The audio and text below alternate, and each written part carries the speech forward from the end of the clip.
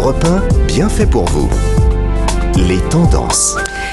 Sophie Menu, on va se régaler, j'en suis sûre, une fois de plus à vous écouter et aussi parce que vous nous avez apporté de très belles choses et je vous remercie en studio. À chaque fois, vous nous gâtez. On devrait l'inviter plus souvent, Sophie Menu. Oui, c'est vrai, très généreuse. En même temps, moi, si je goûte pas, j'ai du mal à écouter les conseils culinaires. En fait, ça vient pas jusqu'à mon oreille. C'est un vrai souci. Il faut que ça infuse dans la bouche d'abord. Hein, exactement. On va mettre la clémentine à l'honneur ce midi, Sophie. Tout à fait. Alors, vous avez effectivement des petites tartes. Alors, j'ai carrément un petit mot aussi du chef qui les a préparées. Camille Sameleux, qui est le chef du restaurant La Villa 9-3 à Montreuil, pas loin de la porte de Vincennes. Il nous a préparé ces petites tartes que vous avez, mesdemoiselles. Elles sont magnifiques. On va la poster sur notre compte Instagram tout de suite. Et c'est son pâtissier Aldo Ganuso. Et alors, c'est trop mignon parce que regardez, il nous a carrément fait un schéma. Pour nous expliquer comment c'était construit, en fait. Oui, il y a de la marmelade de clémentine corse, il y a des segments de clémentine corse confit et puis d'autres bonnes choses. Vous avez l'air de vous régaler, Julia. C'est vraiment très bon. J'aime beaucoup la clémentine. Ah, c'est délicieux. Et surtout, ça sent très bon aussi. Ouais. Alors, au départ, il y avait l'orange et la mandarine. Et puis, Dieu créa la clémentine. Ou plutôt le père Clément qui lui a donné son nom. L'homme était agronome et religieux en Algérie au début du siècle, aux alentours de 1900, je crois. Il a mis au point cet hybride entre orange amère et mandarine. Et aujourd'hui, c'est le 4e fruit le plus apprécié en France. Et pourquoi un tel succès, Sophie ? Parce que c'est hyper facile, la clémentine. D'abord, c'est joli. Ensuite, c'est simple. Vous la glissez dans le cartable de vos enfants, dans votre sac en cas de fringale. Elle est facile à éplucher. Elle ne contient pas de pépins, contrairement à la mandarine. Ça, c'est quand même super. Oui, c'est vrai. Elle est acidulée, sucrée, juteuse et bourrée de vitamines et contient en plus peu de calories, mesdames. Et enfin, elle est pas chère. Alors, que demander de plus ? C'est sûr, ça. Mais elles sont cultivées où, Sophie ? Alors, déjà, bon à savoir, ce n'est pas un arbre qui existe à l'état sauvage dans la nature, car il a besoin d'être greffé. C'est-à-dire que si vous allez vous balader, vous ne pourrez pas apporter de clémentine de balade. La Chine est le premier producteur au monde. Ouais.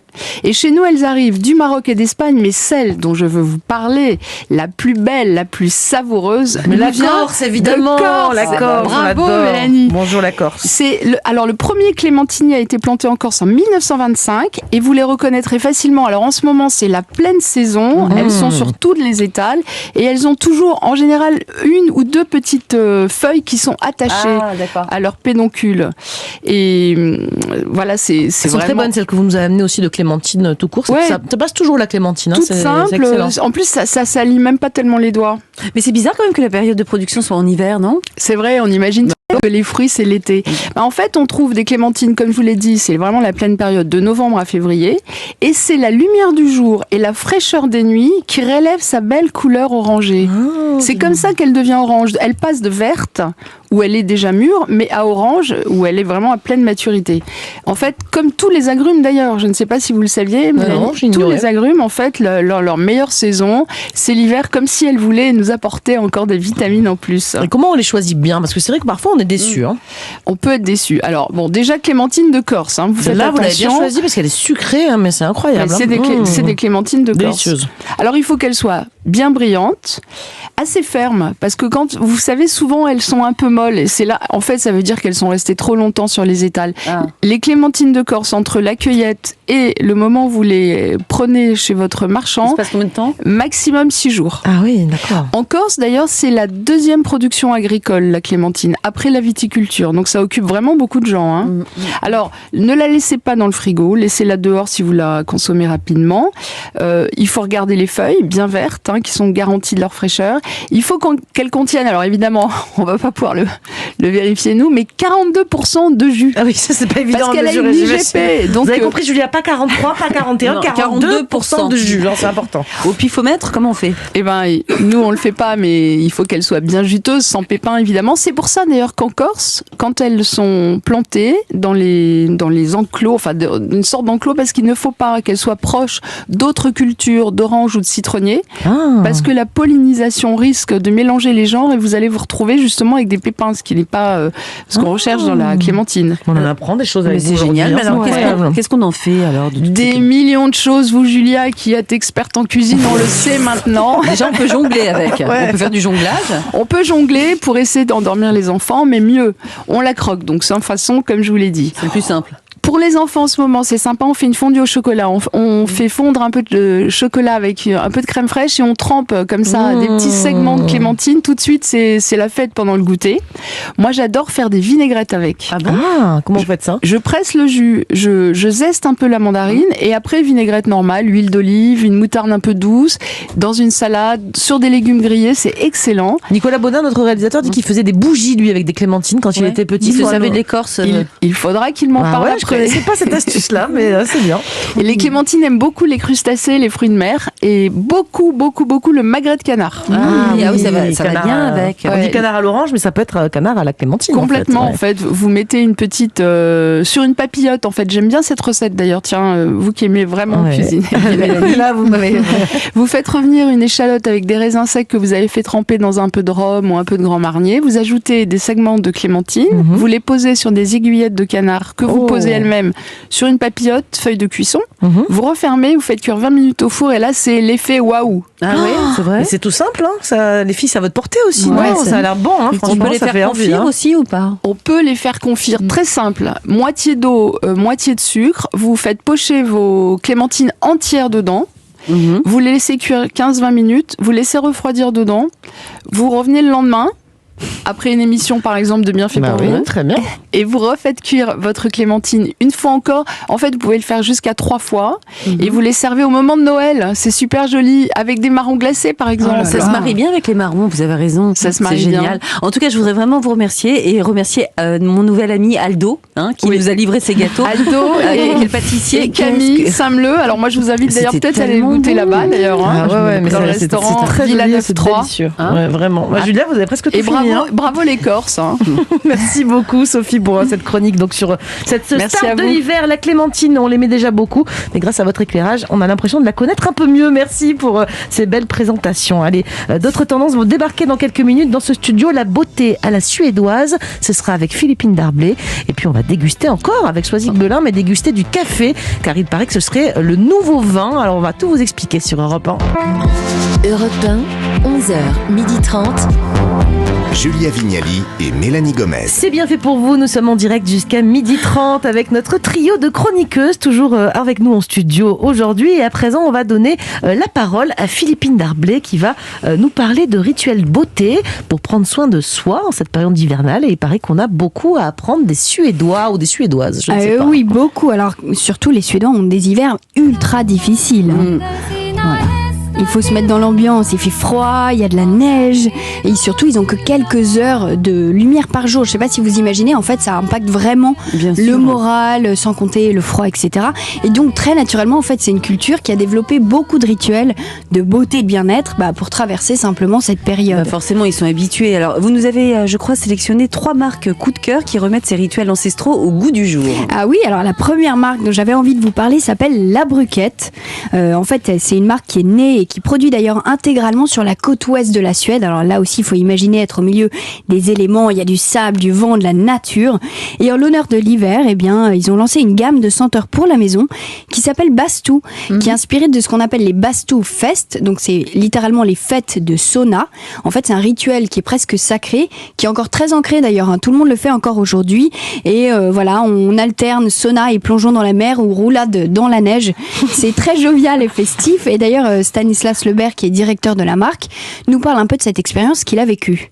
C'est, je pense, une des définitions du luxe aujourd'hui. On souhaite atteindre une certaine plénitude, une acceptation, mais surtout aussi un dépassement de soi. Et vous savez, c'est souvent lors d'expériences les plus fortes comme celle-ci que la réminiscence s'opère. Il était donc évident pour notre maison de pouvoir travailler à encapsuler cette odeur et qui fait partie de l'expérience dans son ensemble. Donc voilà, il faut imaginer, il fait froid, on est dans le sauna, on alterne très chaud, très froid, et puis il y a ce côté un peu festif, on partage de la bière, des choses, bref, c'est un moment intense. Et la marque a souhaité capter comme ça l'aspect sensoriel du sauna avec des notes de cèdre brûlé. Tenez, je vais vous faire... Je précise que Bruquette, ça s'écrit B-R-U-K-E-T. Exactement. Et là, c'est L.A. L.A, exactement, qui veut dire en fait le petit moulin. C'est vrai que ça sent le sauna, c'est incroyable. Donc voilà, il y a résine de pin, feuilles vertes, et l'idée c'est vraiment de capter ce moment qui est si important pour les Suédois.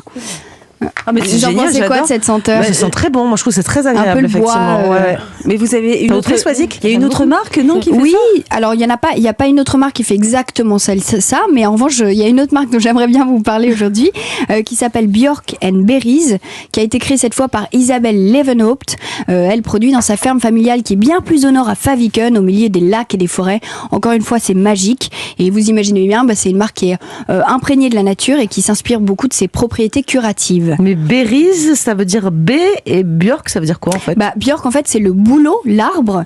Et d'ailleurs, c'est une vieille tradition autour de cet arbre qui a inspiré leur dernière gamme pour le corps.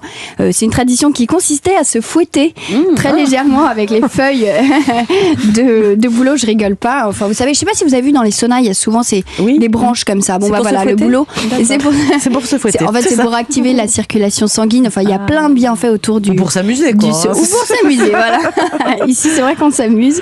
En tout cas, c'est une gamme qu'on peut utiliser toute l'année, mais qui est top pour l'hiver. Par exemple, ils ont un sérum pour le corps ultra nourrissant aux huiles de bourrache, de jojoba et de tournesol. Ou même, et là, je vais vous faire circuler aussi. Sel de bain. Voilà, un sel de bain avec des tonnes de fleurs et de plantes de la ferme aux vertus calmantes. Et là, il suffit, de les jeter dans un bain bien chaud et ça fait le job. Ça doit être génial. Et alors, c'est quoi votre troisième coup de cœur? Le troisième coup de cœur, c'est une marque qui s'appelle Byredo, qui cartonne. C'est une maison à l'origine de parfums, qui a été fondée par Ben Gorham. Lui, c'est vraiment une icône masculine locale. Il est suédois d'origine, mais il est né d'une mère indienne et d'un père canadien. Et c'est une marque qui est un peu moins sur le côté ancestral de la Suède, mais un peu plus contemporain. Et ils ont développé notamment une gamme autour du rituel de protection des mains. C'est un rituel qui est simple, évidemment, mais c'est super important en hiver, on le sait tous. Je vais vous montrer un petit peu à quoi ça ressemble. Donc il y a 4 produits dans leur gamme. Hop, je vous laisse ouvrir et sentir. Il y a deux produits nettoyants, 2 hydratants, déclinés en 4 parfums. Et là, je vous ai choisi la senteur iconique Suède, qui est aux notes fleuries et vertes, de poire, bergamote et musc. Là, l'idée, c'est vraiment de lutter contre l'hiver en rappelant les plus belles périodes ensoleillées. Et vous nous rappelez la marque et comment on l'écrit? Byredo, Byredo. D'accord, mais c'est génial ça. Vous voulez sentir. Et à chaque fois, c'est vraiment des univers qui mélangent la nature, les senteurs. Enfin, en fait, c'est vraiment des marques qui sont imprégnées d'histoire, mais sans les inventer. En fait, les Suédois, en gros, sont hyper contemporains, sans même faire exprès, quoi. C'est ça qui est génial. On n'a pas parlé prix, mais dans la bougie de la première marque, elle est assez 60 €. Exactement, 60 €. Ensuite, on a par exemple le sel de mer qui est autour, le sel de bain qui est autour de 45 €. Donc c'est des produits qui sont tous faits chacun dans ses régions en Suède, évidemment avec des produits naturels, évidemment organiques, tout ce que vous pouvez trouver de plus sain. Donc les prix le reflètent aussi. Évidemment. Eh bien, merci beaucoup Philippine pour tous ces conseils beauté venus du froid. Vous nous avez convaincus, enfin moi en tout cas, moi je suis prête à me convertir à la beauté à la suédoise. Je vais tester tout ça. Merci. Alors à présent, je me tourne vers vous, Swazik-Belin. On a bien mangé avec Sophie Menu, c'était bon. Et du coup, votre chronique tombe à pic, puisque je crois que c'est l'heure de se mettre au comptoir avec un petit noir, comme on dit. C'est ça, je parle de caféologie. Alors, ça devrait immédiatement vous faire penser à une autre science de la dégustation, qui est celle dédiée au vin. Je parle de l'œnologie, bien évidemment. Alors, le terme caféologie a été inventé par une biologiste, ancienne ambassadrice du Guatemala à Paris et chilienne d'origine, une grande dame, Gloria Montenegro, en 2001, donc c'est pas très vieux. Alors, ce week-end, je suis allée tester pour vous cette discipline qui se popularise. J'ai participé à un atelier de dégustation de café, mais évidemment, nous n'étions pas là pour enchaîner les tasses de petits noirs et donner notre avis sur la dite boisson. Non, nous étions là pour apprendre l'histoire du kawa, ses origines et l'art de sa dégustation. Un art, une science qui nécessite du temps, de la patience, un palais aiguisé et un peu de matériel aussi. Alors, petite prévention au préalable, après ces 2 heures à passer aux côtés de Gloria et de son ami professeur, vous ne pourrez plus jamais déguster votre café de la même manière, et c'est aussi un peu le but de ces amoureux du café qui reçoivent chaque week-end une vingtaine de curieux passionnés. Alors dehors il fait froid, cela n'a pas empêché les 7 aficionados que nous sommes de faire le chemin direction la caféothèque. Ici on vous sert le café, il y a une atmosphère paisible et ronronnante, l'odeur du café a cet effet, vous savez, un peu cocooning et Madeleine de Proust. Alors première étape de la formation qui a lieu dans une salle qui ressemble à un laboratoire, petit topo sur l'histoire de cette boisson ancestrale. Alors, vous allez pouvoir nous dire quelle est l'origine du café. Tout à fait. Alors, c'est l'Éthiopie, berceau de l'humanité, qui voit apparaître les premières tasses de café.